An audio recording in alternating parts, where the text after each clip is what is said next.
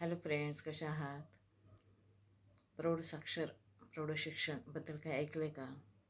एक 20 वर्षापूर्वी ते चालू होतं. तर आम्ही चौघी बहिणी आणि एक मोठा भाऊ, सगळ्यात मोठा भाऊ आहे.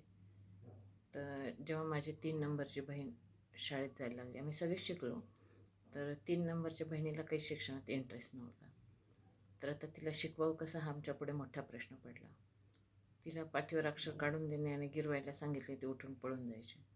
मग हे आईने एक दिवशी बघितलं आणि म्हणे मला पण शिकवता येईल. तर मग ते दोघींमध्ये कॉम्पिटिशन लागल्यासारखी लागली. आई शिकली, आईला वाचायला आलं की हिला वाटायचं अरे आपल्याला येत नाही. मग दोघी एकमेकींच्या नादाने खूप प्रॅक्टिस करून शिकायला लागल्या.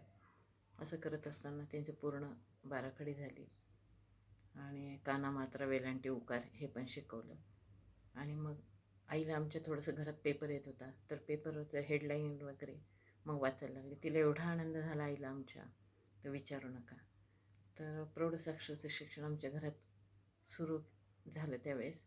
आणि माझी आई म्हणजे बाई तू होती म्हणून ताई तुझ्यामुळे मी शिकले.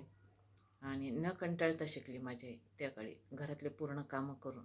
तर माझ्या आईला खरंच धन्यवाद, ग्रेट होती माझी आई.